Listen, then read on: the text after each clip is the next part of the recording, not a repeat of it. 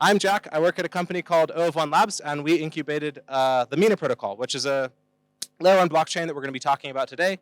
I'm based in Denver, Colorado. That's my Twitter, and I'm a developer relations engineer. So, okay, I'm just not going to use this. I think it doesn't work. So, okay, so what are we going to go through? We're going to talk about snarky.js, which is the smart contract language that we use for Mina. We're going to do a simple example of a smart contract that checks if the number you submit, as pass in as an argument is the next value in a Fibonacci sequence. Then we're going to make this recursive. And then finally, we're going to talk about the Mina protocol. And we'll talk about where you can learn more. And we'll do questions and answers after. You can come grab me. I'll stand next to the door for a little bit.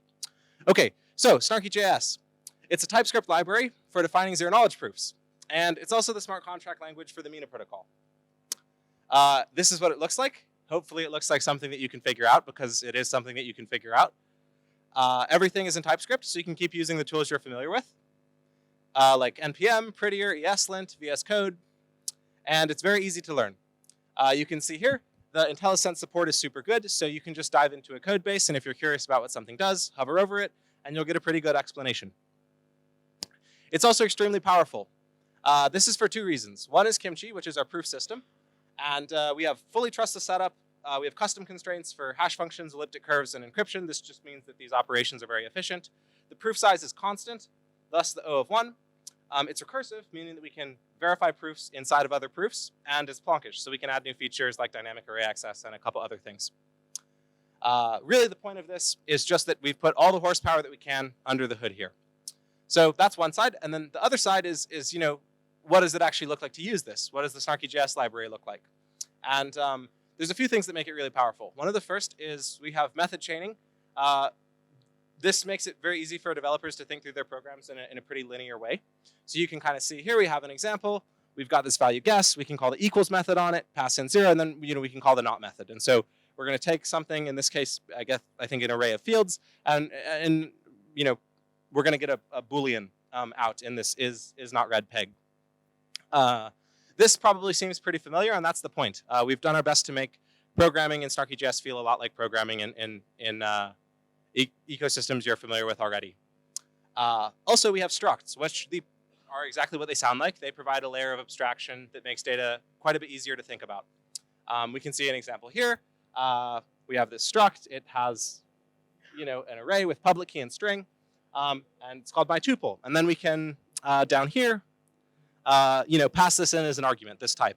And so a fundamental requirement of all zero-knowledge proof systems is that the values are ultimately represented as something called a finite field element. And these are, for the most part, like unsigned integers, but there's a couple interesting features or things that work differently. And so structs, eventually, fundamentally, they're all composed out of these field elements. But with this abstraction, we can define things like this that are much easier to work with. And so the struct will figure out how to take this information that we know how to work with in a format that makes sense and turn it into this underlying field representation. So finally, plenty of the stuff that you need is already implemented in snarky.js. So we have all sorts of different types. These are these structs for groups, public keys, private keys, signatures, scalars, etc. Efficient hash functions, efficient encryption and decryption, efficient signatures. We have Merkle trees and an API for recursion. And more coming all the time. So a lot of stuff that you need is just included in the snarky.js library to begin with. Okay, why did we choose TypeScript? Because we're ecosystem focused. So the idea is that probably some people want to build crazy cryptographic primitives that let you do things that seem impossible. And that's awesome. You should totally build those. And then there's other people who might want to ship user-facing products that make use of these powerful primitives. And the idea is that you'll just be able to import a library with whatever crazy thing like card shuffling or something that's hard to do. And we want to have code reuse that's as high as it is in the JavaScript ecosystem. I think that will kind of allow a whole new type of application to kind of come forward, which is applications that have the best product people and the best sort of like cryptographers working together to sort of open doors. This is just a rehash. We'll go through it because we're going real quick. So how does snarky.js work? Here it is in 5 sentences. It's a TypeScript library. All the information is represented in one of these snarky.js compatible types. So these are all composed of the field type, and can be constructed using this struct abstraction. It provides classes and functions that are compatible with this field type or the structs that are composed of them. So we have, like, for example, if we have a field of value 1, then we have an add method on this field type that we can use to add another field to it. Okay, so snarky.js can represent any of the operations that we do this way as this kimchi arithmetization, which is basically a math problem that represents the program that we write in snarky.js. Then when a user interacts with the snarky.js program, we can use this math problem version of the program to generate a zero-knowledge proof that their interaction was legal. How do the smart contracts work? Developers write the smart contracts in TypeScript, and they deploy the verification key to the zkApp account. So a zkApp account is just like a contract account on Ethereum. I mean, it works a little bit differently, but it's the same idea. So a user generates this verification key for their program, and they deploy the verification key to Mina, and then we have a new smart contract on the Mina network. Users run the smart contract in their browser, and then they generate a zero-knowledge proof that their interaction was valid when it comes time for people to actually interact with the app once it's deployed. So we can kind of see what this looks like. We have my cool zkApp. A user does some stuff with it in the browser. They make a transaction, and the transaction has a zero-knowledge proof, and they send it to Mina, and if it's valid, then everything associated with that transaction gets committed, and if it's invalid, then it's dropped. So if the Mina blockchain can validate this zero-knowledge proof, then it commits any of the relevant state updates. This is kind of what this ends up looking like. We have a smart contract method. It takes in some arguments, some state from the smart contract, and some values from the state of the world. So smart contract state is exactly what it sounds like. Arguments are things that the user provide, and values from the world can be things like block height, verifiable randomness, that kind of thing. And what we get out when we run it is updates to the state, and updates to the state of the smart contract, and updates to the state of the world, and a zero-knowledge proof. And so we pass this zero-knowledge proof on to Mina, and if the proof is valid, then the state gets updated as described here. We'll skip through that real quick. Okay, how do zkApps work? So you install your smart contract in your UI repository, and then you deploy it, and that's all. It's just TypeScript, so you can publish it however you want to on GitHub or using NPM, and then you can just install it, exactly as you would any other dependency. The smart contract is really just a dependency of your front end in this case, and you call it just like you would any other library. Okay, so we'll get on to an example, and I'm sorry that I'm going so fast. Like I said, we're way behind time, so come stop me after if you have any questions. I know I'm kind of glossing over some stuff. But here's what we'll do. We're going to write a smart contract that calculates the next number of the Fibonacci sequence. And it'll have two pieces of state, n-2 and n-1. And it'll have a method update. And so this will let us update n-2 and n-1, but only if we pass in the correct number, the correct next number in the sequence. And so to write our zkApp, we're just going to extend this smart contract class of snarky.js into Fibonacci sequence, and now we have a smart contract. And we'll define some state. And so zkApps can contain on-chain state, and in this case we need two pieces of it, n-1 and n-2, and they're both of the type field. We use this state decorator to basically tell snarky.js, hey, this is a variable, and you should do all the sort of work to make sure that when a user alters this variable in their browser, then if necessary, we reflect this change in the actual blockchain itself. So only types that are built out of field or structs that are composed of fields can be used for these state variables. And I think that's kind of all there is to say about state. We'll come back to it in just a second.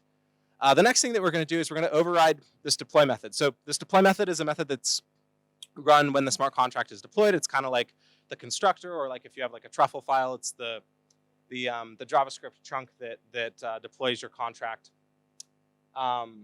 So in this case, we're going to pass in some things from basically our deploy tool. And then we're also going to set n-1 and n-2 to their initial values. And so we're going to set n-2 to a field element of value 0, and n-1 to a field element of value 1. And so now, when the smart contract is deployed, we know that these values will be initialized to 0 and 1 respectively. Finally, we're going to define a user callable method, in this case update. And so update will take one argument, n of type field, and we can make as many methods as we want. Each one can have its own logic and do as much computation as you'd like. So the methods of the smart contract describe, how it can be invoked once the smart contract is actually deployed. And it's worth kind of calling out here that this value is actually private. Anything that we pass into these user-defined methods is private until the point that it gets like mutated and emitted in an event or used to update some sort of on-chain state. So of course the state of the blockchain is public and the events and stuff are public, but the actual execution of this code is not public. You do it yourself in your browser, and you only share a zero-knowledge proof that says that you did it correctly, and then any meaningful output of this. So in this case, this end value is not going to be revealed. We pass it in, but we are passing it in on our local machine, and so it doesn't ever like reach the nodes. So that's something kind of worth calling out is that anything that you pass in is private, and along the course of the execution, it remains private until you do something not private with it, basically. So the update method, we're going to use this get method on n-2 and n-1. And this is going to grab these values from the blockchain and then store them in these local variables. So when we run this code, we're going to grab the values from the actual blockchain and put them in our local runtime. And then what we're going to do is we're going to add n-2 to n-1 in order to get the next number in the Fibonacci sequence. And we're going to assert that this new state, the next number in the Fibonacci sequence, is equal to n, the value that we pass in. And what this assertion statement does is it basically says, well, first of all, if this doesn't hold true, stop the execution. But second of all, set up the zero-knowledge proof in such a way that even if a user could override the error that this throws, they will not be able to generate a valid zero-knowledge proof. There's cryptographically nothing that they can do in order to make a valid zero-knowledge proof for invoking this method, unless what they pass in does equal new state, which also equals n-2 added to n-1. Finally, the last thing that we have to do is we'll set our on-chain state to new values. So we're going to basically take our new, the value that we passed in, the next number in the sequence, and we're going to set that to n-1, and then we're going to move n-1 over to n-2, and n-2 is going to get, sort of pushed off the end. So that's it. That's kind of the basic structure of the smart contract. We, define state, set up our deployment, and then define the methods that users will be able to call once the smart contract is deployed. Now we're going to do something extra cool, and I'll just blow through this really quickly. The point is kind of like to understand what's possible, just because we have limited time. So what we can do, this smart contract as it works right now is the same as an Ethereum smart contract. A user calls a method, they create a transaction, they send a transaction, they wait for it to be mined, and they pay a fee. But Mina allows you to structure things quite differently using recursive zero-knowledge proofs. And so instead of writing a smart contract, what we do here is we create a zk program. And a zk program is kind of like a subset of a smart contract. It's a provable program. It doesn't have the connective tissue for things like state and that kind of thing. So it's a provable program. But what's really cool is that if we look at these methods, we can see as input, we can actually take proofs. And the output of sort of running this is also a proof. And so we can verify that the proofs that we pass in are valid inside of this proof. So we can have a proof that accepts other proofs as arguments and then verifies that these proofs are valid, and then also does some other thing. And this is really powerful because you have arbitrary branches and merges, and you can do it an infinite number of times. So you could do something like use this to prove that you've kept a correct moving average for 100 years or 10 years without having to store all of the previous data. You could use this to do something like make a smart contract that, I don't know, maybe does like machine learning inferencing or something and has to scale horizontally across many machines. And you can do it for simpler, more practical things. Like if you want to build a game, you can build a game where one user makes a proof, sends it to the other user. the user validates their proof and then builds a proof on top of their proof that proves that their move is legal. And so you could do something like build a game where users go back and forth, peer-to-peer. There's no blocks, there's no fees. And at the end, we get a single proof that attests to the fact that the entire game has been played correctly, and then we can pass that proof as an input into a Mina smart contract and settle the game that way. So this opens the door to all kinds of crazy stuff. Mostly, probably people who are interested in kind of the scalability aspect. So come talk to me about this more after if you're interested. Yeah, it's pretty simple. We can just have we basically make a type for the type of proof that we're going to use, and then we pass this in as an argument in our smart contract and call verify on it. Okay, now let's talk about the Mina protocol. What is Mina? It's a layer one blockchain that proves its entire finalized state using recursive zero-knowledge proofs. So it works kind of like we just described. While other blockchains grow, they need all of the information in order to be able to verify any of the information, basically. Mina does not. You just need a zero-knowledge proof and the information that you're interested in order to be able to verify that that information is valid. And so it stays a fixed size, 22 kilobytes. Is this cool, or is it actually useful? It's both. It's really cool and it's really useful. So the first reason is obviously privacy. I think we kind of touched on this a little bit before, but Ethereum smart contracts run on every single node. So all the information is public. You can see what this kind of looks like. If we call some method on an Ethereum smart contract, we send it to every single node, and every single node has to run this method. Mina smart contracts run in the browser, and so the arguments and the arguments and the intermediate values are private by default. What this means is that the user runs this smart contract themselves. They don't have to share what that looks like with anybody, and then they just take the relevant state updates and the proof and send that on to the Mina blockchain.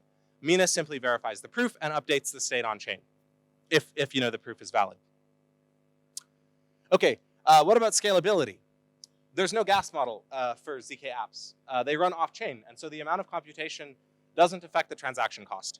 You can actually do an unlimited amount of computation, especially using this recursive proof mechanism, and then send a single transaction that attests to all of this.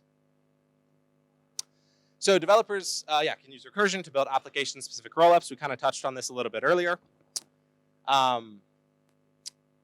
What about decentralization? Okay, so as we talked about, Mina stays 22 kilobytes, and so the amount of information you need in order to verify that the current state root of Mina is valid is 22 kilobytes. And so it's possible to validate the entire chain state using just this small zero-knowledge proof. And what that means in practice is that there's no need to rely on trusted third-party node operators like Infura or Alchemy or something like that.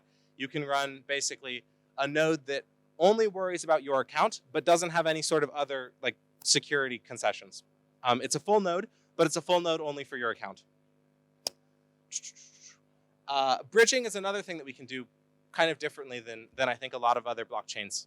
A smart contract on another chain can bridge the whole Mina state just by verifying the most recent proof that Mina generates. And so what that means is that, well, I guess here's a good example. We can write a smart contract on Ethereum with a method, and the method will take in as an argument the Mina state root, the root of this Merkle tree, and it will also take in the most recent Mina zero-knowledge proof. And we can pass in the zero, then any user can call this method, pass in the most recent zero-knowledge proof, and pass in the Mina state root. And this Ethereum contract can check that the zero-knowledge proof is valid. And if it is, then it can update the state root on Ethereum. And then when a user wants to use some specific information from Mina, they can, grab this chunk down here and provide the rest of the Merkle path, and then validate it against the actual state root that's stored in this bridge contract in this case. And so this is not just hypothetical. The NIL Foundation is working on this right now with a joint grant from the Ethereum Foundation and the Mina Foundation. So yeah, you can actually check out a demo. We'll have a QR code at the end that has this demo. We pass in our 3 relevant pieces of information and create a transaction and actually eventually send it through MetaMask to one of the Ethereum test nets. I forget which one. Another thing that can work kind of differently is oracles. This is something that I'm not quite as exposed to, but the kind of broad strokes idea is that users will be able to create proofs that they've accessed a website through this SSL exchange. And so when you go to a website right now, you have a little lock in your browser, and it basically says, we use some protocol to ensure that I'm talking to the party that I think I'm talking to, and they're talking to me, and nobody's tampering with anything in the middle. But the problem with this is that it's an interactive exchange, and so it's only compelling to the to the two parties involved in it. Using zero-knowledge proofs, we can take this interactive exchange and make it non-interactive. And so what this would end up looking like in practice is a user might be able to do something like go to, I don't know, a website that publishes the results of soccer games. And they could prove, I went to the New York Times or whatever website publishes soccer games, and I saw that on this page, we had the result of this football game, published as, let's say, I don't know, America lost. Let's say that. Then we can take this information and pass it, straight into a smart contract. We can get a non-interactive proof that we went to this website and that it said that this was true, and then we can pass it into another smart contract on the blockchain. So this opens the door to kind of people being able to create oracles without having to set up these complicated pools of like relayers that are going to I don't know, stake some sort of capital and participate in some kind of like game theory thing. You can just cryptographically know that this person really did go to this website and the website really did say this thing. What else is possible? Well, we actually don't even know everything that's possible yet, and that's why we're really excited to be here, because there's plenty of things that we hadn't really thought about 6 months ago that seem like a good idea and like a feasible idea now. And that's kind of what we're hoping, is that everybody at ETHIndia probably has a lot of collective brain power, and maybe we can find new things that we can do with Mina that we didn't even know were possible yet. We have all this technology, and it opens a bunch of unique doors that nobody has really explored yet, and with a bunch of people, I think we can kind of explore all these avenues together and maybe find some really cool things that nobody has even thought about doing yet. We'll skip this, and now we'll talk about where can we get more.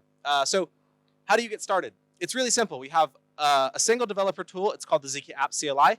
It's very powerful, and it's very easy to use. It's just an npm package. You can install it, and then you can run zk project and then a name. Let's say hello.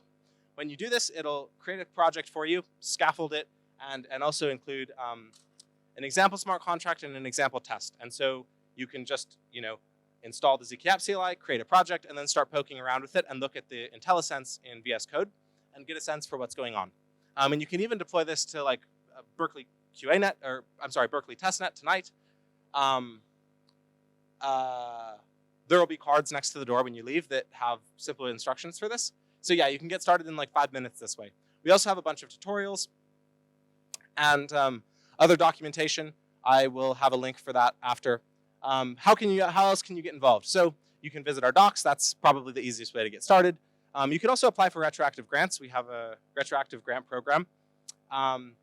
We have also zkIgnite, which is a I don't know. I think we'll have more details at the desk, but it's basically a program where we have I think we have the next slide talks about it. And then finally, you can also build a zkApp, which is a good thing to do because zkApps are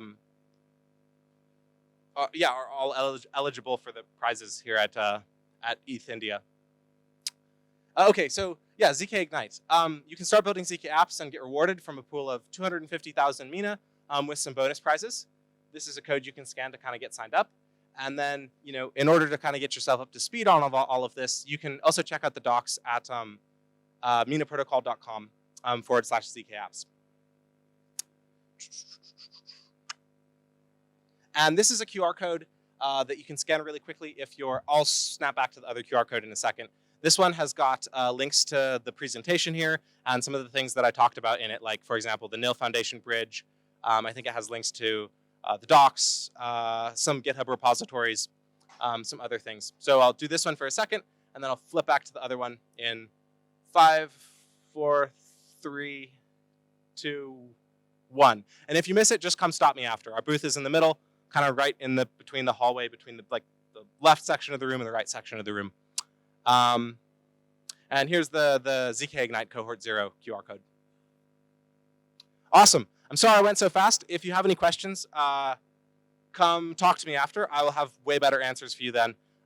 But thank you so much for having me, and I hope this was interesting.